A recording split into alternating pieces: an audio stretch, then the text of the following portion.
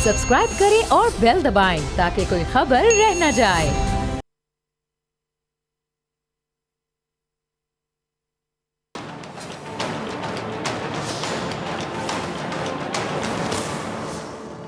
अस्सलाम वालेकुम नाज़रीन, मैं हूं डॉक्टर फ़िज़ा अकबर खान और मैं हूं पाकिस्तान और आप देख रहे हैं पाकिस्तान के सबसे बड़े न्यूज़ चैनल का नंबर 1 प्रोग्राम ऐसे नहीं चलेगा। सियासत में इस वक्त हम कह सकते हैं कि घुमसान का रन पड़ा हुआ है, सियासी दर्जा हरारत बढ़ता चला जा रहा है, कम नहीं हो रहा, सियासी दंगल सजने वाला है क्योंकि कल चेयरमैन सेनेट का इंतखाब किया जाएगा। सियासी जमातें एक दूसरे से राब्ते में हैं। कल के दुश्मन आज अपने अपने उम्मीदवार को जिताने के लिए सारी दुश्मनियाँ भुलाकर एक दूसरे को गले लगाने के लिए बेचैन है, तैयार हैं। हुकूमत अपने उम्मीदवार को जिताने के लिए अपोजिशन की थादी जमातों से राब्ते भी कर रही है। अच्छा, हुकूमत की कोशिश है कि वो किसी भी तरह ANP और जमात इस्लामी की हिमायत हासिल करके सादिक संजरानी की जीत को यकीनी बनाए। जैसे कि कल भी मैंने अपने प्रोग्राम में आपको बताया था कि जमात इस्लामी का सिर्फ एक सेनेटर है जिस पर अपोजिशन और हुकूमत दोनों की नज़रें लगी हुई हैं। अच्छा, गिलानी साहब को जीत के लिए जमात इस्लामी का वोट हर सूरत में चाहिए और इसीलिए बिलावल जरदारी ने सिराजुल हक से टेलीफोनिक रब्ता भी किया है। अब जाहिर सी बात है कि बिलावल ने सिराजुल हक को इस बात पर मनाने की कोशिश की होगी कि वो हर सूरत वोट यूसुफ रज़ा गिलानी साहब को दें। अब पता नहीं सिराजुल हक साहब बिलावल की बात मानते हैं या नहीं मानते हैं, लेकिन सिराजुल हक साहब अपने मौक़िफ़ पे कायम है कि अपोजिशन ने इस मुल्क को बहुत लूटा है। वो उनको करप्ट टोला भी कहते हैं और यही वजह है कि वो PDM इत्तेहाद का हिस्सा भी नहीं बने, क्योंकि सिराजुल हक साहब और उनकी जमात हम कह सकते हैं कि असल मायनों में नज़रियाती जमात है जो किसी भी तरह उसूलों पर समझौता करने को तैयार नहीं है। और दूसरी जानिब सिराजुल हक हुकूमत की जो नाकाम पॉलिसीज़ हैं उस पर भी सख्त तनकीद करते नज़र आते हैं। वो किसी तरह भी इमरान खान हुकूमत की परफॉर्मेंस से मुतमईन नहीं है, खुश नहीं है, लेकिन फिर भी ये उम्मीद जाहिर की जा रही है कि जी उनका वोट हुकूमत की तरफ होगा। यानी उनको अगर हुकूमत और अपोजिशन में से किसी एक को चूज़ करना पड़े तो शायद वो हुकूमत को चूज़ कर लें। अगर ऐसा होता है तो ये हुकूमत के लिए एक बहुत बड़ा, अगर मैं कोई प्लस पॉइंट होगा तो गलत नहीं है। बिलावल साहब की जमात MKM से भी राब्ते में है। MKM ने कहा है कि जी उसके दरवाजे सबके लिए खुले हैं। अब दरवाजे खुलने में मसला नहीं है, जमहूरियत सबको साथ लेकर चलने का ही नाम है। बस हुकूमत यही उम्मीद करती है कि उनके लिए कोई मसला खड़ा ना हो जाए। अच्छा, हुकूमत विफाक में होने वाले सेनेट की शिकस्त के बाद पूरी कोशिशों में आप कह लें कि लगी हुई है कि उसको चेयरमैन सेनेट के इंतखाब में शर्मिंदगी का सामना न करना पड़े। इसलिए आप कह लें कि सर तोड़ कोशिशें की जा रही हैं कि किसी भी तरह से वो अपने उम्मीदवार को जितवाने में कामयाब हो जाएं। और मज़े की बात नाज़रीन यहाँ पे जो मैं आपके साथ शेयर करूँगी, मज़े की बात यहाँ पे ये है कि जी जब यूसुफ रज़ा गिलानी साहब जीते थे तो उससे पहले अपोजिशन क्या कहती थी, याद करें ज़रा। वो कहती थी कि सेनेट इंतखाब पर एम्पायर असरअंदाज हो रहे हैं, लेकिन जैसे यूसुफ रज़ा गिलानी साहब जीत गए तो फिर अपोजिशन ने इस जीत को जमहूरियत की जीत और जमहूरी दुश्मन कुव्वतों की हार करार दे दिया। आप इनके ज़रा देखें ना दोहरे मयार। अगर ये हार जाते तो उन्होंने क्या कहना था, और अगर वो जीत जाते तो इन्होंने क्या कहना था। अगर ये खुद जीत गए तो वो जमहूरियत की जीत हो गई, लेकिन अगर PTI वाले जीत जाते, हफीज़ शेख साहब जीत जाते तो पता नहीं किसी ने जितवा देना था। इनके अब दोहरे मयार देखें, यानी इनकी जीत जीत है, दूसरे की जीत किस तरह जीत हुई आपके सामने है। मतलब ये है इन लोगों की सोच आपके सामने है। और अब चेयरमैन सेनेट का मुकाबला होने जा रहा है। अब ऐसे में एक बार फिर अपोजिशन और ख़ास तौर पे मुस्लिम लीग नून, आप कह लें कि एजेंसियों की मुदाखलत का इल्ज़ाम लगाने पर दोबारा शुरू हो गए, तनकीद के नश्तर बचाने शुरू कर दिए इन्होंने। अब मुस्लिम लीग नून ने एजेंसी कार्ड को अपना हथियार बनाया कि जब इसको ये लगता है कि हालात इनके कंट्रोल में नहीं है तो फिर अपनी कोताहियों का कह लें, ना अहलियों का कह लें, जो मलबा है ना वो सीधा सीधा एस्टैब्लिशमेंट पर डाल देते हैं। ये कहते हैं भाई कहानी ख़त्म होगी, मुक गई, एस्टैब्लिशमेंट पर तनकीद करें बस मामला ख़त्म। सबसे आसान काम इनको लगता है एस्टैब्लिशमेंट पे तनकीद करना। सबूत तो इनके पास होते ही नहीं है, हवा में तीर ही चलाने ना, चलाते रहें जितने मर्जी चलाते रहें, ज़बानी जमा खर्च। जब इनसे सबूत मांगे जाए किसी भी चीज़ के लिए तो फिर मुँह छुपाते हुए नजर आते हैं, क्योंकि सबूत होंगे तो देंगे ना। हवा में तीर चलाने जितने मर्जी चला लें। अब मुस्लिम लीग नून को शायद अपनी हार भी नज़र आ रही है और इसी वजह से आप समझ लें कि ये एडवांस चलते हुए पहले ही जो इसकी जिम्मेदारी है एजेंसियों पे डाल रही है। बड़े भी तेज़ लोग हैं, बड़े होशियार, बड़े चालाक, नेगेटिव वाले, पॉजिटिव वाले नहीं। अगर ये पॉजिटिव वाले तेज़ होते हैं ना और अपने मुफाद की बजाय अवाम का या मुल्क के मुफाद के बारे में सोचते तो शायद हमारा मुल्क यहाँ ना खड़ा होता जहाँ पे इन लोगों ने लाके खड़ा कर दिया 3-3 बारियाँ लेके। अब अगर कल गिलानी साहब चेयरमैन सेनेट बन जाते हैं नाजरीन, तो क्या मुस्लिम लीग नून अपने लगाए गए इल्ज़ामात पर एजेंसियों से माफ़ी मांगेगी? मेरा नहीं ख्याल, क्योंकि माफ़ी मांगता है वो बड़ा होता है, आला ज़र्फ़ होना पड़ता है माफ़ी मांगने के लिए, अपनी गलती एक्सेप्ट करने के लिए आला ज़र्फ़ होना पड़ता है। और इनमें इतना कहाँ ज़र्फ़ कि माफ़ी मांगे, अपनी गलती एक्सेप्ट करें कि हाँ हमसे भी गलती हो सकती है। ये तो भाई दूध के धुले हुए लोग हैं, इनसे तो कभी कोई गलती नहीं होती। क्योंकि नून लीग ने कभी भी अपनी गलतियों से सीखा ही नहीं है, क्योंकि सीखना ही नहीं चाहते। और इस्लाह कैसे होगी जब अपनी गलती नहीं मानेंगे, गलती से सीखेंगे नहीं, आला ज़रफ़ी का मुज़ाहरा नहीं करेंगे, माफ़ी नहीं मांगेंगे और गलती से नहीं सीखेंगे, तो फिर आपकी इस्लाह कैसे होगी? आप वहीं पे खड़े रहेंगे जहाँ पे इतने साल पहले खड़े हुए। अगर नून लीग की आला क़यादत ने अपनी गलतियों से सीखा होता ना, तो वो रियासती इदारों को ज़बरदस्ती सियासत में घसीटती ही ना। शाहिद खाकान अब्बासी साहब कुछ फरमा रहे हैं, सुनिए ज़रा क्या कहते हैं। अब सुना आपने शाहिद खाकान अब्बासी साहब क्या कह रहे हैं कि जी एजेंसियों ने इनके बंदों से राब्ते किए हैं, इनके बंदों से एजेंसियों ने राब्ते किए हैं, ऐसा ही कह रहे हैं। सिर्फ यही नहीं, नून लीग की जो नायब सदर है उन्होंने एस्टैब्लिशमेंट के खिलाफ एक ट्वीट भी की है, बल्कि ये चलाएगा टीम ट्वीट जो है ना, ये चलाएगा, स्क्रीन पे आप देख सकते हैं। मोहतरमा क्या लिखती हैं कि जी हमारे सेनेटर से राब्ता किया गया और उन्हें पीडीएम के मुश्तरका उम्मीदवार को वोट ना देने का कहा गया।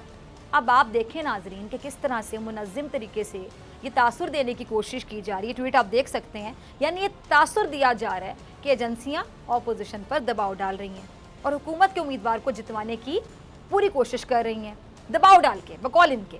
और जैसा कि वज़ीर-ए-आज़म इमरान खान साहब क्या कहते हैं कि जब ऑपोजिशन का एहतसाब शुरू होता है तो कहते हैं कि जमहूरियत खतरे में आ गई है। ठीक ऐसे ही आज शाहिद खाकान अब्बासी साहब इस फिक्र में रहे हैं कि एजेंसियां यूसुफ रज़ा गिलानी को हराना चाहती हैं, जो जमहूरियत के मुस्तकबिल के लिए अच्छी बात नहीं है। अब यही नहीं, शाहिद खाकान अब्बासी साहब ने आज फिर डीजी ISPR को मुखातिब किया और क्या कहा कि जी आप सियासत में मुदाखलत तो नहीं करते, लेकिन हमारे सेनेटर्स को जो कॉल आई है उस पर आपकी जवाबदेही बनती है। अच्छा, मुस्लिम लीग नून दावा करी है कि जिन सेनेटर से वोट बदलने का मुतालबा किया गया है उन्होंने कॉल्स भी रिकॉर्ड की हैं। अगर आप दुरुस्त कह रहे हैं तो फिर कॉल्स भी मीडिया को सुना दें, दे दें सबूत। अगर कॉल तो फिर बहुत बड़ा सबूत होगा ना, दे दें सबूत, सुना दें मीडिया को। इदारे बैठे हैं, उनके पास जाएं। सिर्फ हवा में तीर चलाकर अपने हदफ को तनकीद का निशाना बनाने से अब काम नहीं चलेगा। और दूसरी बात, आपने कहा कि वज़ीर-ए-आज़म इमरान खान साहब ने करोड़ों लगाकर अपने सेनेटर बनाए, तो अगर करोड़ों ही चलाने थे तो फिर यूसुफ रज़ा गिलानी साहब शायद जीत ही ना सकते। वो कैसे जीत गए? वहाँ कितने करोड़ों लगे जरा ये भी, अगर जीत करोड़ों लगा के ही होती है, चले फिर यहाँ पर आ जाते हैं। अगर करोड़ों लगाए खान साहब ने तो फिर गिलानी साहब कैसे जीत गए? और अगर करोड़ों लगा के कोई जीतता है तो फिर आपका कैंडिडेट अगर जीतता है, अगर गिलानी साहब जीतते हैं तो फिर करोड़ों तो फिर आपने लगाए होंगे शायद। और तो और शाहिद खाकान अब्बासी साहब कहते हैं कि पैसे लगाकर इमरान खान सेनेटर को अपनी पार्टी का पट्टा पहनाते हैं। अब मेरे ख्याल से आप लोग अपने अल्फाज के चुनाव पर अगर ध्यान देना, पट्टा किसको पहनाया जाता है, किसको पहनाया जाता है, आप भी जानते हैं। फिर आपकी जो नून लीग की नायब सदर है वो क्या दर्स देती हैं? इखलाकियात की बात करती हैं वो मोहतरमा, सबक पढ़ाती हैं। खुद तो पढ़ लें इखलाकियात किस चीज़ का नाम है, फिर दूसरों को भी सिखा दें, फिर शायद अच्छी लगे सिखाते हुए। धांधली और पैसे से अपने उम्मीदवारों को जिताना भी क्या ये इखलाकियात है? अगर कोई माने तो, लेकिन नून लीग उल्टा हुकूमत पर वोटों की खरीदारी का इल्ज़ाम लगा देती है। अपनी गलती तो लोग मानते नहीं हैं। अता तारड़ का क्लिप होगा, ज़रा चलाइएगा टीम। अच्छा, सुना आपने इनको, जब हुकूमत ये मुतालबा करती रही कि यूसुफ रज़ा गिलानी साहब के साहिबजादे की वीडियो सामने आने के बाद इखलाकी तौर पर पीडीएम के उम्मीदवार को सेनेट इंतखाबात से विड्रॉ कर देना चाहिए, तो अपोजिशन ने, आपको पता है, एक भी ना सुनी। और अब मुस्लिम लीग नून हुकूमत से मुतालबा करी कि चेयरमैन सेनेट के इलेक्शन से हुकूमत को पीछे हो जाना चाहिए, यानी अपने उम्मीदवार को दस्तबरदार करा देना चाहिए। अब आप अंदाज़ा करें नाज़रीन कि अपोजिशन को अभी से अपनी हार की फिक्र होने लगी है। अपोजिशन क्या कहती है कि जी इसके पास मतलूबा अक्सरियत है, तो फिर फिक्र कैसी? अगर है तो फिर आप कॉन्फिडेंट रहें, फिक्र क्यों? लेकिन हकीकत में अगर देखा जाए ना, हकीकत क्या, अगर अपोजिशन के 50 अरकान भी यूसुफ रज़ा गिलानी को वोट डाल देते हैं तो भी यूसुफ रज़ा गिलानी साहब नहीं जीत सकते, क्योंकि सागदार का वोट तो वैसे भी काउंट ही नहीं होगा और आज आकर जमात इस्लामी का वोट यूसुफ रज़ा गिलानी की जीत के लिए ज़रूरी हो जाएगा। अब नून लीग में पैनिक पैदा हो रहा है। ऑपोजिशन की जो बॉडी लैंग्वेज है, ज़रा गौर करें, बता रही है बाकायदा कि इनका मुश्तरका उम्मीदवार शायद चेयरमैन सेनेट की रेस में पीछे रह जाए। और आज नून लीग के कायद ने एस्टैब्लिशमेंट पे बहुत बड़ा इल्ज़ाम लगा दिया। क्या कहते हैं वो कि जी एस्टैब्लिशमेंट उनकी साहिबजादी को स्मैश करना चाहती है। अगर उनकी साहिबजादी को कुछ हुआ तो इसके जिम्मेदार 3 अहम शख्सियात होंगे, जो अहम ओहदों पर बैठे हुए लोग हैं। उनके नाम ले रहा है वो शख्स जो कि इश्तिहारी है, फरारी है, भागा हुआ है इलाज के नाम पे मुल्क से और इल्ज़ामात लगा रहा है वहां बैठ के। पहले आके अपने मुकदमे तो फेस करो, वहां बैठ के इल्ज़ामात बाद में लगाना। इदारों का इमेज खराब करने पे तुले हुए हो तुम। कल चेयरमैन सेनेट का इलेक्शन है और नून लीग के कायद को फौरी एहसास हो गया कि उनकी बेटी खतरे में है। नून लीग के कायद ने एक बार फिर रियासती इदारों को टारगेट किया है, जिसकी जितनी भी मजम्मत की जाए उतनी कम है। जो भी पाकिस्तान से मोहब्बत करता है ना, इस टाइम पे शदीद नफरत हो रही होगी इस शख्स से कि पाकिस्तान के इदारों के ये पीछे पड़ गया शख्स। मतलब वहां से बयान देते हैं और रिवायती हरीफ भारत जो कि हमारी खुशी को तो कभी हजम नहीं कर सकता, लेकिन इसके इन शख्स के बयानात पर वहां पे शादियाने बजाए जाते हैं। जो दुश्मन के मुंह में अल्फाज डाले या फिर दुश्मन के मुंह से निकले अल्फाज अपने मुंह से बयान करे, कान इधर से पकड़े उधर से पकड़े, ऐसे शख्स के बारे में क्या बोलूं मैं? बहुत अल्फाज हैं, लेकिन अब मैं क्या बोलूं? 3 बार प्राइम मिनिस्टर रहे मुल्क के, क्या बोलूं मैं? अब आज 3 अहम शख्सियात के नाम लेके इल्जाम लगा रहे हैं ये कि इनकी बेटी को स्मैश करने की धमकियां दी जा रही हैं। हवा में तीर चलाना है ना, कुछ भी कह दें, सबूत तो है नहीं। जब सबूत मांगे जाएंगे तो फिर आए बाएं शाएं करते नजर आते हैं, मुंह छुपाते हुए नजर आते हैं ये लोग। सबसे बड़ी बात, बीमारी का बहाना करके आप वहां बैठे हुए हैं। इल्जामात लगाने के लिए बड़ा दिमाग चलता है, सब कुछ चलता है आपका, तब आप बीमार नहीं होते। जब आपने पाकिस्तान आना है, अपने मुकदमात को फेस करना है, तो तब आप बीमार हो जाते हैं। अगर नून लीग के कायद के पास अपने इन इल्जामात का सबूत है तो फौरी तौर पे पेश करें ना, इंतजार किस बात का है? और नाज़रीन, आप जरा दिल पे हाथ रखिए, बताइए अगर इनके पास वाकई सबूत हो किसी के खिलाफ, जितना ये जहर उगलते हैं, ये तो 2 मिनट ना लगाए सबूत पेश करने में, ये तो फौरन सबूत पेश करें। है ही नहीं, पेश कहां से करेंगे? अगर आप सबूत पेश करना चाहते हैं करें, फौरी तौर पे पेश करें, वरना इस इल्जाम पर मुल्की इदारों को एक्शन लेना चाहिए। ये नहीं होना चाहिए कि जब दिल किया इदारों को निशाने पे रख लिया, जो मुंह में आया कह दिया। और नून लीग के कायद का ये इल्जाम कोई छोटा इल्जाम नहीं है कि उन्होंने इतने बड़े ओहदों पे बैठे हुए 3 अफराद के नाम लिए और संगीन नौयत के इल्जामात लगा दिए।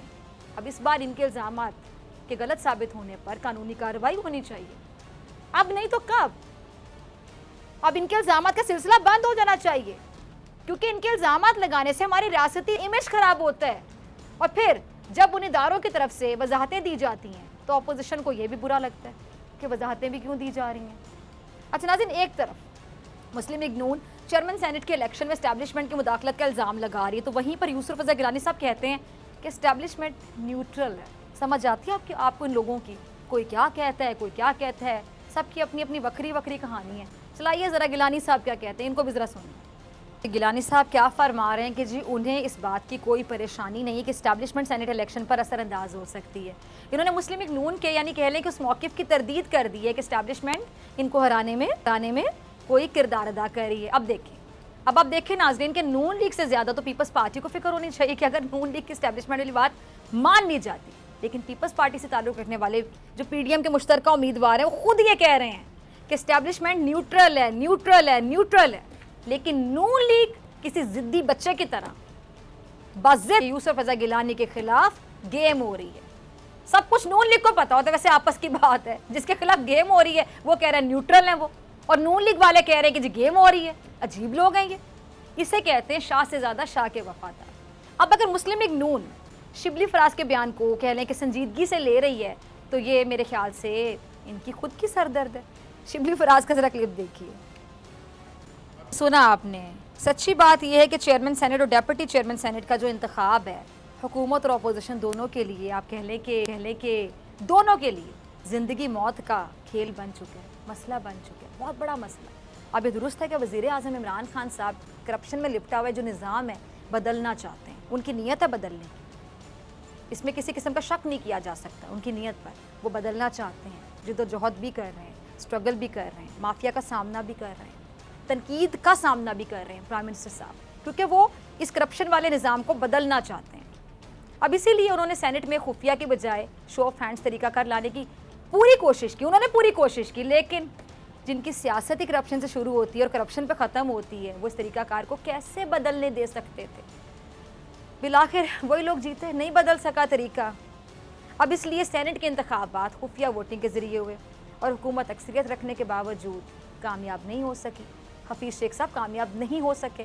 अब दूसरी तरफ कम वोटों के बावजूद PDM के यूसुफ रज़ा गिलानी साहब जीत गए। अफसोस के साथ कहूँगी, ये पाकिस्तान का सिस्टम है, इसमें नोहा ही पड़ा जा सकता है। ये हार हुकूमत के लिए बहुत बड़ा सबक थी यकीनी तौर पे। इसीलिए अब यूँ लग रहा है कि हुकूमत ने भी घी निकालने के लिए उंगलियां टेढ़ी कर ली। यहाँ भी जितना अफसोस किया जाए उतना कम है, कि यानी जो सिस्टम को सही करने आए थे, 22 साल स्ट्रगल की इमरान खान साहब ने, फिर हुकूमत मिली इन्हें, और अभी ऑलमोस्ट आधा टेन्योर खत्म हो गया इनका, 2.5 साल खत्म हो गए। अब ये लोग भी सिस्टम को सही ना कर सके ना। अगर सिस्टम सही होता, पहली एग्जांपल यहाँ सेट हो जाती कि जो सेनेट का इंतखाब है वो ओपन बैलेटिंग से हो जाता, खुफिया से ना होता, शो ऑफ हैंड से हो जाता, लेकिन नहीं हो सका। अच्छा, वो भी नहीं हो सका, फिर सितम देखें कि जिस खदशे की वजह से सीक्रेट बैलेटिंग को ख़त्म करना था, ओपन बैलेटिंग से इंतखाब चाहते थे, ये सिस्टम को तब्दील करना था, करप्शन को ख़त्म करना था, धांधली को ख़त्म करना था, जो ज़मीर बराए फ़रोख्त होते हैं, जो बाकायदा मंडी लग जाती है इलेक्शन से पहले ज़मीरों की, कि किसका ज़मीर कितने में बिकेगा, कौन कौन अवेलेबल है अपने ज़मीर का सौदा करने के लिए, बेचने के लिए। शर्म नहीं आती इन लोगों को, ये अल्फाज बोलूँगी ना मैं इनके लिए। इस सिलसिले को रोकना था, लेकिन नहीं रोक सके, और अफसोस ज़्यादा किस बात पे होता है कि नहीं रोक सके। जिस वजह से रोकना चाहते थे वही वजह आपके सामने है कि गिलानी साहब जीत गए। नंबर पूरे थे उस तरफ, लेकिन शेख साहब हार गए, गिलानी साहब जीत गए। इस सिस्टम पे नो चाहिए। दुख होता है, तकलीफ होती है, अजियत होती है। सबसे ज़्यादा दुख कि जो तब्दीली के उम्मीदें दिखाकर आए थे लोगों को कि हम करेंगे तब्दीली, सिस्टम को हम करेंगे, अब वो भी सिस्टम ना तब्दील कर सके। उन्होंने कहा हम भी घी निकालने के लिए अपनी उंगली टेढ़ी कर लें। क्या बनेगा? कौन करेगा सिस्टम को ठीक, अगर ठीक करने वाले भी उंगलियां टेढ़ी करने पर आ गए? जैसे कि शिबली फराज साहब ने क्या बयान दिया कि अब हम जीत के दिखाएंगे। इसी की कड़ी लग रहा है ना कि बाय हुक और क्रुक जीतना है किसी भी तरह। फिर कौन सही करेगा सिस्टम को? सही करने वाले भी अगर उंगलियां टेढ़ी करने पर आ गए घी निकालने के लिए। गौर कीजिए इस जुमले पे। शिबली फराज साहब ने क्या कहा कि जी संजरानी की जीत के लिए हर हरबा आजमाने के लिए तैयार है। हर हरबा क्या होता है नाज़िम, आप भी समझदार हैं। तरीका क्या होता है, आप भी समझदार हैं। अब खबरें क्या हैं? खबरें ये गर्म हैं कि अब हुकूमत वही तरीकाकार आजमाएगी जो पीडीएम ने इस्लामाबाद की सीट जीतने के लिए आजमाया। यानी डिफरेंस क्या रहा? वो भी वो करेंगे, वो भी वो करेंगे। तो कौन ठीक करेगा पाकिस्तान को? कौन ठीक करेगा सिस्टम को? कौन ठीक करेगा इस निज़ाम को? कौन सेट करेगा एग्जाम्पल? यानी आप भी उनके रंग में रंग गए, फिर बचा क्या? किससे उम्मीद रखें? पाकिस्तानी अच्छी तरह से जानते हैं कि कम सीटों के बावजूद जीत के दावे समझ में नहीं आते। जब सीटें कम हैं फिर भी अब जीत के दावे करेंगे तो फिर पता है ना कि किस तरह करें, किस बुनियाद पर कर रहे हैं। अब ये भी दुरुस्त है कि इंतखाब से पहले हर पार्टी का एक और अगर पहलू मैं डिस्कस करूं कि हर पार्टी का जो जीत का दावा है ना वो ज़रूरी भी होता है। आप समझ लें कि साइकोलॉजिकल होता है कि लोगों की नफ्सियात के साथ खेला जाता है ताकि वोटर का जहन बनाया जा सके कि जी हम जीतेंगे। वोटर का जो जहन बनाया जाता है, इसलिए इस तरह के बड़े बड़े दावे किए जाते हैं। लेकिन अफसोस के साथ कहूँगी कि जो तब्दीली के दावे करके आए, जिन्होंने इस निज़ाम को ठीक करना था, जिन्होंने इतनी लंबी जिद्दोजहद की इस सिस्टम को ठीक करने के लिए, करप्शन को ख़त्म करने के लिए, धांधली को ख़त्म करने के लिए, और अभी भी करते रहे। आपके सामने कि सीक्रेट बैलेटिंग ख़त्म हो जाए, शो ऑफ हैंड्स के ज़रिए ये इंतखाबात हो जाएं, लेकिन उसमें वो नाकाम रहे और वो सीक्रेट बैलेटिंग से ही हुए। नतीजा वही निकला कि वोट नंबर ज़्यादा होने के बावजूद हफीज़ शेख साहब हार गए, गिलानी साहब जीत गए, और वो जीत पर खुशियाँ मना रहे हैं। हालांकि सबको पता है कि कैसी वीडियो सामने आई, कैसे वोट ज़ाया करने के तरीके बताए जा रहे हैं, उसके बावजूद वो जीत गए, और वो भी सबूत कम लगते हैं। इलेक्शन कमीशन क्यों बेबस है मुझे समझ नहीं आती है। और अब वो जो सिस्टम सीधा करने के दावेदार हैं, अब उनको भी उंगलियां टेढ़ी करनी पड़ी हैं घी निकालने के लिए। अफसोस, सद अफसोस, सद अफसोस। ऐसे कब तक चलेगा? ऐसे नहीं चलेगा। मिलते हैं ब्रेक के बाद।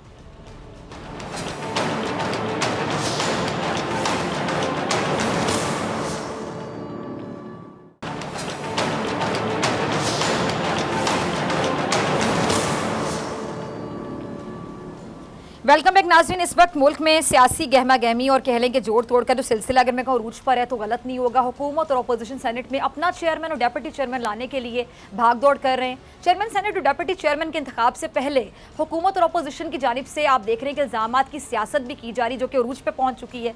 अच्छा, मुस्लिम लीग नून की नायब सदर मरियम नवाज साहिबा ने एक नया इल्ज़ाम आयद किया कि जी हमारे सेनेटर्स को कहा जा रहा है कि वो PDM के उम्मीदवार को वोट ना दें। अब मरियम नवाज ने यह भी दावा किया है कि नून लीग के बाद सेनेटर्स ने ये टेलीफोन कॉल्स रिकॉर्ड भी कर ली हैं। अब देखना ये कि कल 12 मार्च के बाद चेयरमैन और डेप्यूटी चेयरमैन आखिर कौन बनता है। अगर मैं नंबर गेम की बात करूं तो नंबर गेम की बात अगर की जाए तो अपोजिशन 51 वोट के साथ आगे है, जबकि हुकूमती इत्तेहाद के पास 48 वोट हैं। अब ऐवान में चेयरमैन सेनेट मुंतखब होने के लिए 51 वोट हासिल करना बहुत ज़रूरी है।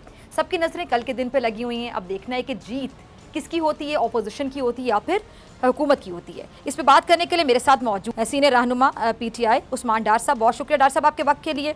डार साहब, ऑपोजिशन 51 वोट के साथ आगे है जबकि हुकूमती इत्तेहाद के पास 48 वोट हैं। अब इस हिसाब से अगर देखा जाए तो ऑपोजिशन की जीत यकीनी है, फिर भी हुकूमत चेयरमैन और डेप्यूटी चेयरमैन सेनेट की सीट पर अपने उम्मीदवारों की कामयाबी का दावा करती नजर आ रही है बड़े कॉन्फिडेंस के साथ, कैसे?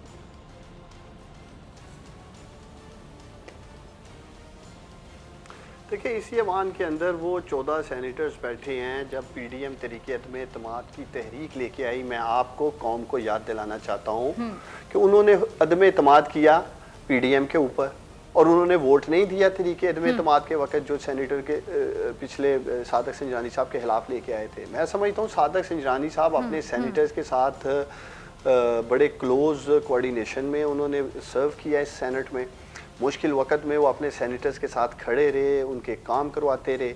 तो एक तल्लुक की बेस पे भी वोट है और ये 14 सेनेटर्स आपको भूलने नहीं चाहिए। कल देखते हैं कि क्या नंबर सामने आते हैं। अगर अददी हमने बात करनी है तो फिर तो पार्लियामेंट में हफीज शेख साहब के पास भी 178 वोट थे या 180 वोट थे, अददी नंबर थे। तो वहाँ भी ये क्या कह रहे हैं जी, यूसुफ रजा गिलानी ने बड़ा ज़बरदस्त बतौर वज़ीर आज़म सर्व किया पार्लियामेंट को, उनके तल्लुकात थे, MNAs ने उनको पुराने ताल्लुक की बेस के ऊपर वोट दे दिया। अगर वही सेनेटर्स सादक सजरानी साहब जिस तरह उन्होंने हाउस को चलाया पिछले इलेक्शन के बाद, अगर वो तल्लुकात की बेस पे सादक सजरानी साहब को वोट दे देते हैं तो कहते हैं जी कि खरीदो फरोख्त की जा रही है। और बिलखसूस देखे, मैं समझता हूँ कि मरियम नवाज साहिबा का ये इतना कमज़ोर स्टेटमेंट है और जिस तरह आज ये एक अपना लेके बैठ गए थे जी कि हमें इस्टेब्लिशमेंट के कॉल्स आ रही हैं। पहले तो इस बात की क्या गारंटी है जो टेलीफोन कॉल्स की गई हैं वो इस्टेब्लिशमेंट कर रहा है? वो तो कोई भी कर सकता है, आप कर सकती हैं, मैं बैठ के कर सकता हूँ जी, मैं बोल रहा हूँ और मेरा ताल्लुक इस्टेब्लिशमेंट से है। दूसरी तरफ इनकी इस बात की नफी खुद इनके सेनेट के जो चेयरमैन के उम्मीदवार हैं वो कर रहे हैं। लेकिन दूसरी तरफ इनके सेनेट के चेयरमैन खुद यूसुफ रजा गिलानी साहब से जब पूछा गया, मीडिया ने सवाल किया अगर आप फुटेज कौम को सुना सके, तो वो कह रहे हैं जी इस्टेब्लिशमेंट कोई कॉल्स नहीं कर रही है, ना हमारे लोगों को आ रही हैं, ना उनकी कोई इंटरफेरेंस है, ना वो इसमें कोई इस तरह मुदाखलत कर रहे हैं। तो जब इनके उम्मीदवार का बयान रिकॉर्ड का हिस्सा है और आ चुका है सामने एक मीडिया के कौम के, तो क्यों इस्टेब्लिशमेंट सिर्फ PMLN वालों को ही फ़ोन कर रही है, पीपल्स पार्टी वालों को नहीं कह रही? PDM में तो 11 जमातें हैं। तो मैं समझता हूँ कि जमातों में, सियासी जमातों में लीडरशिप के करीब होने के लिए इस तरह की रंगबाजियाँ जो है ना लोग करते रहते हैं, हमदर्दी लेने के लिए। देखिए जी, हम बिके नहीं, हमारे ऊपर एस्टेब्लिशमेंट का दबाव था लेकिन हम पार्टी लीडरशिप के साथ खड़े रहे। तो इसलिए मैं इनके इस स्टेटमेंट की, इस बयानिए की बिल्कुल नफ़ी करता हूँ। बल्कि मैं समझता हूँ नोटिस लेना चाहिए। जो साहब बैठे हैं हमारे मुल्क के अदारों को कंट्रोवर्शियल करने के लिए, मतनाज़ा करने के लिए, ऐसे लोगों का कड़ा एहतसाब होना चाहिए। बगैर किसी सबूत के जी टेलीफोन कॉल आ गई है जी तो इन्होंने मुझे कहा जी कि आप वोट करें PDM को। अच्छा, ये तो टेलीफोन कॉल की बात हो रही ना। अब आपने देखा कि मरियम के वालिद साहब ने ट्विटर पे बात करते हुए यहाँ तक इल्ज़ाम लगा दिया जी मरियम नवाज को निशाना बनाने की धमकी दी जा रही है, बड़ी शख्सियात के नाम लिए गए हैं, बड़े ओहदे पे बैठे हुए लोगों के नाम लिए जा रहे हैं, इल्ज़ाम लगाए जा रहे हैं उन पर। इस चीज़ को आप कैसे देखते हैं?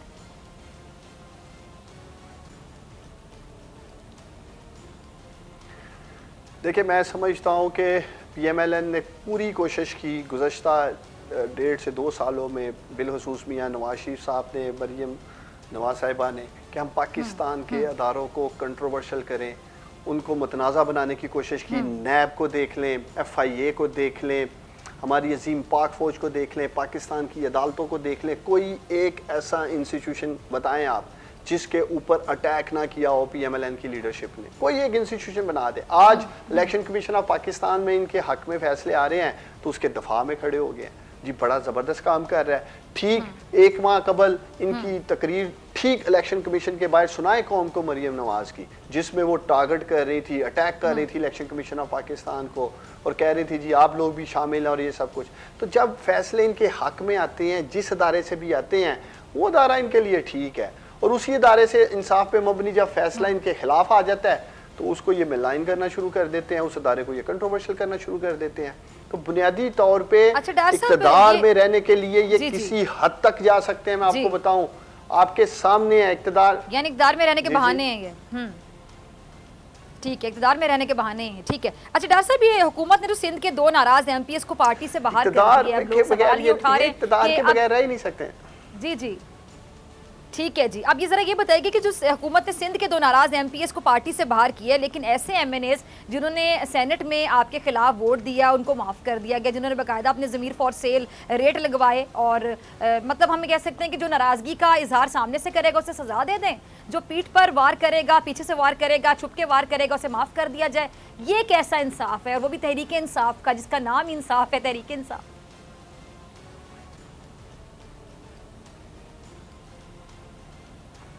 देखिए, हर पार्टी के अंदर तो इसके ऊपर डिसिप्लिनरी एक्शन लिया जाएगा, जिस तरह आप कह रही हैं सिंध के 2 एमपीएस के साथ किया गया है। जी मैं एक बात वाज़ेह करता चलूँ कि जी। प्राइम मिनिस्टर इमरान खान आज अगर कुर्सी पे बैठे हैं तो निज़ाम की तब्दीली के लिए बैठे हैं। इस इक़्तिदार के लिए जिस तरह आप देख रहे हैं PMLN वालों ने अदारों पे अटैक किया, उन्हें मलाइन किया, उन्हें कंट्रोवर्शियल किया ताकि हम वापस इक़्तिदार में किसी तरह भी आ सकें।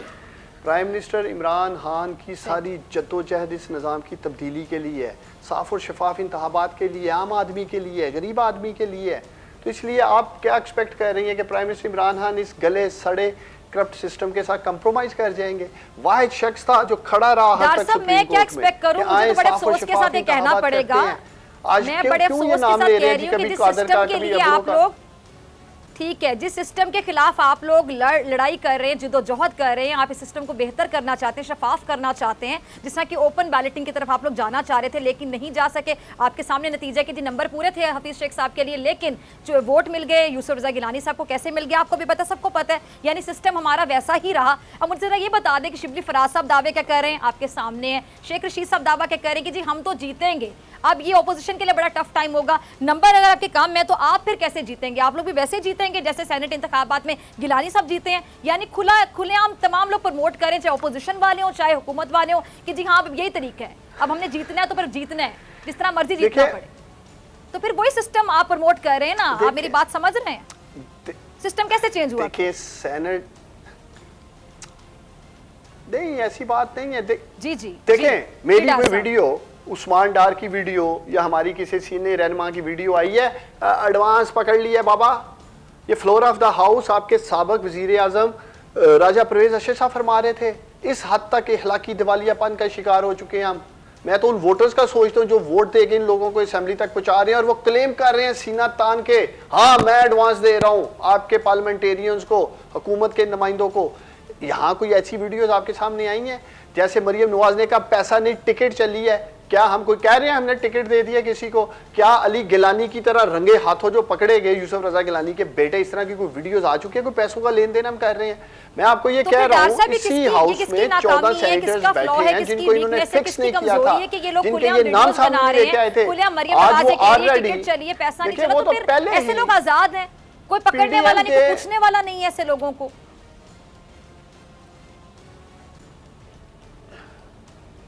तो इनका काम था ना, जो 14 सैनिटर्स जिन्होंने बगावत की तरीके में इत्तेमाद के वक्त, उनको फिक्स करते, उनके साम कौम और मीडिया के सामने लेके आते। इन्होंने वादा किया था कि हम इनके नाम कौम के सामने लेके आएंगे मीडिया के।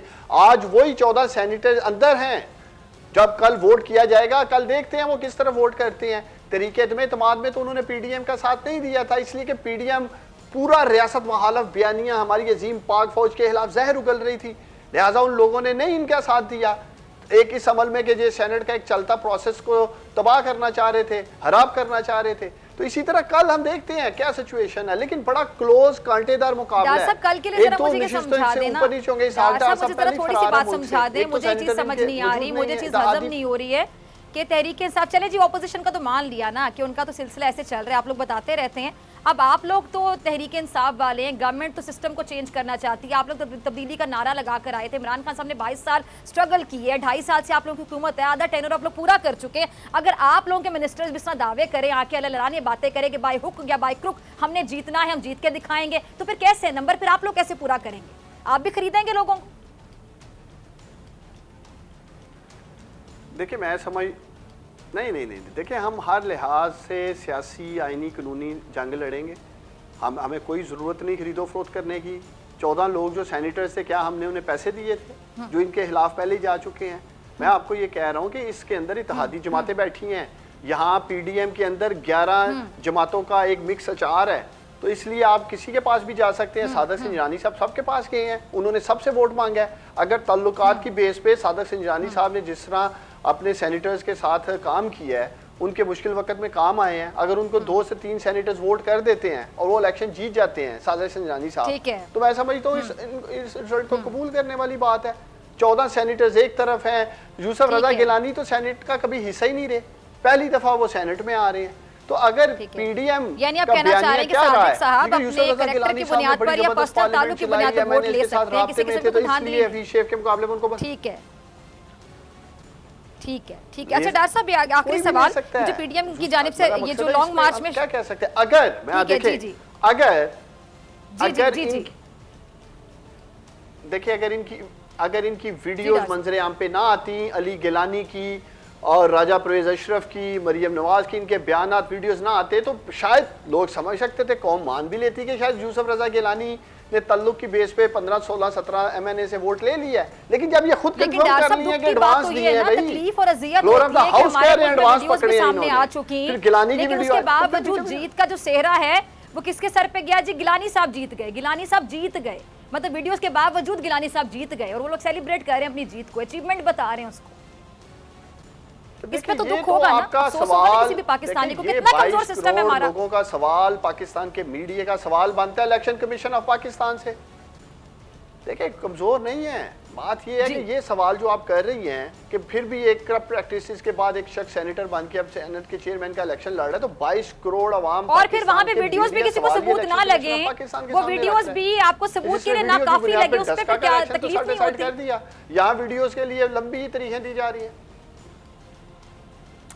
लेकिन देखिए मैं समझता हूँ कि ये बहस जो है ना, ये अगले 2-4 घंटे भी हम कर सकते हैं। अब जरूरत है सेनेट इलेक्शन के बाद आए, इलेक्टोरल रिफॉर्म्स करें, अगले इंतखाबात चाहे सेनेट के हैं चाहे पार्लियामेंट के हैं, हर सतह पे साफ और शफाफ बनाने के लिए कानूनसाजी करते हैं, आइन में जो भी तरमीम की जरूरत है, कॉन्स्टिट्यूशनल अमेंडमेंट की तरफ जाते हैं, ताकि अगर कम अज कम आने वाले कल में जब इंतखाबात हो, हारने वाला हार माने, जीतने वाला अपनी जीत की खुशी मनाए। ये क्या कि 5 साल फिर रोना धोना लगा रहता है जी कि धांधली हो गई है और मैं इस इंतखाबात को नहीं मानता। डॉक्टर साहब बहुत अच्छी बात की आपने, बहुत अच्छी बात, बहुत शुक्रिया डॉक्टर साहब आपके वक्त के लिए। और नाज़रीन मुझे ब्रेक पे वापसी पे मेरे साथ मौजूद होगी हफ्सा खान, टिकटॉकर।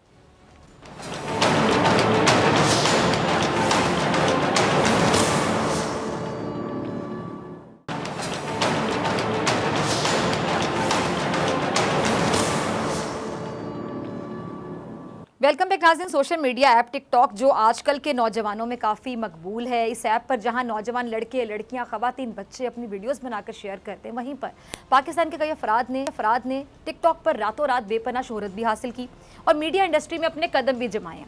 आज पेशावर हाई कोर्ट ने दुनिया भर में मशहूर ये जो टिकटॉक ऐप है, इसको मुल्क भर में बंद करने का हुक्म दे दिया है और इसके खिलाफ दायर दरख्वास्त पर दौरान समाअत chief justice Peshawar high court Qaiser Rashid Khan साहब ने रिमार्क्स दिए कि टिकटॉक पर जो वीडियोस अपलोड होती हैं ये हमारे मुआशरे के लिए काबिल कबूल नहीं है और इन वीडियोस से मुआशरे में फहाशी फैल रही है, इसको फौरी तौर पे बंद किया जाए।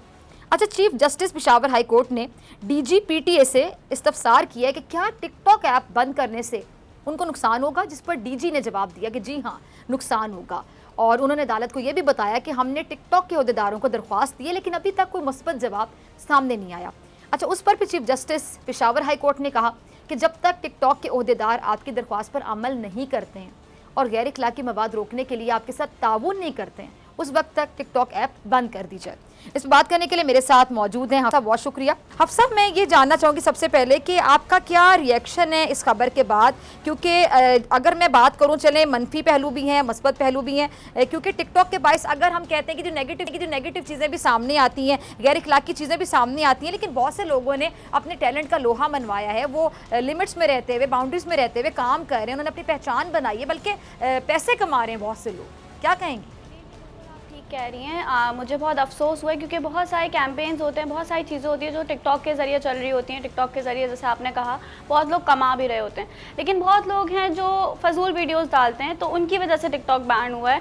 और मैं बस ये चाहती हूँ कि बस वो लोग हट जाएँ, बाकी टिकटॉक तो ओपन हो जाए बस। और मतलब बहुत सारे लोगों का आप ये चाहते हैं वो लोग हट जाए बाकी ओपन हो? हाँ। अच्छा हफ्सा, यानी आप ये बात मानती हो कि टिकटॉक पर फाहिशी फैलाई जाती है, बहुत से लोग ऐसे हैं जो कि टिकटॉक पे वीडियोस बनाते हैं तो गैर इखलाकी हरकतें करते हैं जिससे एक गलत तासुर जाता है, आप ये बात मानती हैं? जी जी, मैं बिल्कुल ये बात मानती हूँ। मैं खुद अपने सोशल मीडिया प्लेटफॉर्म पे भी बहुत बार मैंने ये चीज़ शेयर करी है कि प्लीज़ आप लोग ऐसी वीडियोस ना बनाया अच्छा। करें जिससे बाकी टिकटॉकर्स को सुनना पड़े, बाकी ठीक है, यानी टिकटॉकर्स के जो बारे में लोग टिकटॉकर्स जो गलत हैं, जो राय अच्छे रखें। तरीके से काम कर रहे हैं, ठीक, बिल्कुल सही, यानी जो आप लोग अच्छे तरीके से काम कर रहे हैं आप लोगों पे भी इसका असर होता है, आप लोगों को लगता है कि उन लोगों की ऐसी गैर इखलाकी वीडियोस की वजह से लोग आपको भी तनकीद का निशाना बनाते हैं। जी जी, ज़रूर होता है। मतलब आप अगर देखा जाए तो जिससे भी टिकटॉक के बारे में सुना तो वो लोग बोलते हैं नहीं नहीं बहुत ख़राब है, बहुत ख़राब जगह है, क्योंकि जब आप उसको डाउनलोड करते हो तो शुरू में ही वो वीडियोज़ आती हैं जो बहुत ख़राब होती हैं और लोग पता नहीं क्यों उनको ही लाइक्स देते हैं, उनको ही व्यूज़ देते हैं, ना कि वो जो टैलेंटेड हो। तो इसी वजह से वो चीज़ जब एक फॉर यू पेज होता है उस पर आ रही हैं तो फिर वही नज़र में आएंगी, अच्छी चीज़ तो नहीं आएंगी। अच्छा, वैसे आपने बड़ा अहम पॉइंट रेज किया है, हफ्सा ने बड़ी मासूमियत के साथ एक अहम पॉइंट रेज किया है कि ज़्यादातर लोग वो वीडियोस देखते हैं, फिर देखने वालों ने भी तो उनको, आप कह सकते हैं ना कि उन लोगों को फेमस कर दिया। आपने खुद ही बता दिया कि जो अच्छी वीडियोस बनाते हैं जिनमें गैर इखलाकी हरकतें कम होती हैं और अच्छे तरीके से बाउंड्रीज में रहते हुए बनाई जाती हैं, लिमिट्स को क्रॉस नहीं किया जाता, वो वीडियोस कम देखी जाती हैं और गैर इखलाकी वीडियोस ज़्यादा देखी जाती हैं, यानी फिर कसूर तो देखने वालों का भी हुआ। जी जी, बिल्कुल बिल्कुल, कसूर देखने वालों का भी है। अब वो लोग लाइक करते हैं, उस पर कमेंट्स करते हैं, बेशक कमेंट्स में वो लोग बुरा ही बोल रहे होते हैं उन वीडियोस को, लेकिन फिर भी वो लोग उसको लाइक करके अपने पास सेव कर लेते हैं। मतलब शेयरिंग, जैसे आप कोई बुरी चीज़ हो, कुछ हो ना, उसको लोग बोलते हैं कि इसको शेयर ज़्यादा करो। मतलब उनको अगर फ़नी लग रहा होता है कहीं पे, लेकिन वो बुरा ज़रूर बोलेंगे उस चीज़ को, लेकिन वो शेयर भी करते हैं आगे। तो ये चीज़ बहुत होती है, चाहे वो टिकटॉक पे देखे जाए या फेसबुक पे भी, जैसे कोई भी होता है तो आप दोस्तों में शेयर कर देते हो या कुछ भी। तो इसी तरह हमें चाहिए कि टैलेंटेड वीडियोस या जो अच्छी वीडियोस होती हैं उन्हें शेयर करना चाहिए, ना कि हम ऐसी चीज़ जो हमारे लिए तो मजाक है लेकिन दूसरों के लिए तो वो फिर यही होता है कि टिकटॉक बैन हो जाती है, दूसरे प्लेटफॉर्म बैन हो जाता है। बिल्कुल। अच्छा हफ्सा, आपको लगता है कि इसका बैन हो जाना या इसको बंद कर देना मसले का हल है? ये मसले का हल आपको नजर आता है? नहीं, बिल्कुल भी ये हल नहीं है। किसी चीज़ को छोड़ देना या किसी चीज़ को ख़त्म कर देना, उसको जड़ से निकाल देना हल नहीं होता है। अगर जैसे हम एक पौधा भी उगाते हैं तो उसको जड़ से निकाल, अगर वो ख़राब हो रहा है जड़ से नहीं निकालते, उसमें और खाद डाल के और उसको मजबूत बनाते हैं। तो मैं ये चाहती हूँ कि भाई आप लोग जो उसकी गलतियाँ हैं टिकटॉक की वो हटा के उसको साफ़ करें, ना कि जो है उसको बिल्कुल ही बैन कर दिया जाए। हाँ।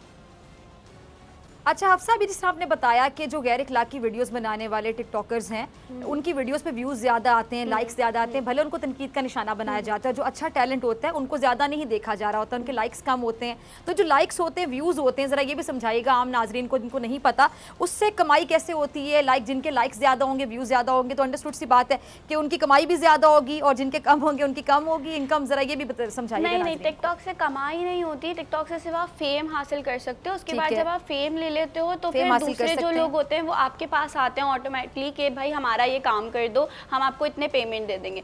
तो ये होता है, टिकटॉक हमें कोई पे नहीं करता।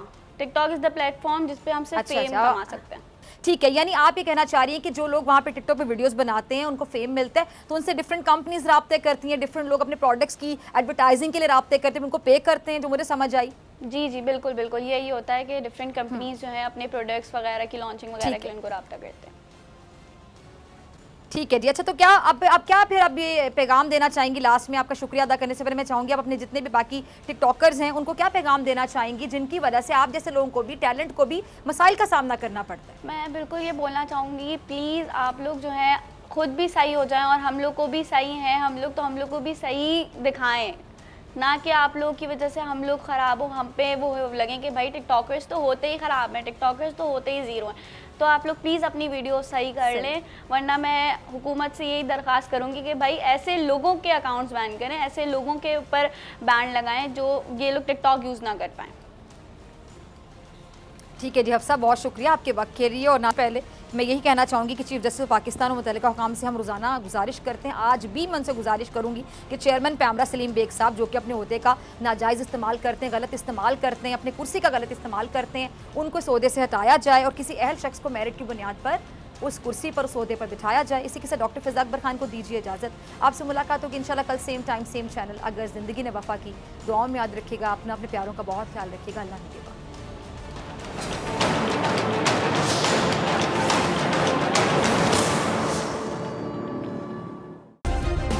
सब्सक्राइब करें और बेल दबाएं ताकि कोई खबर रह न जाए।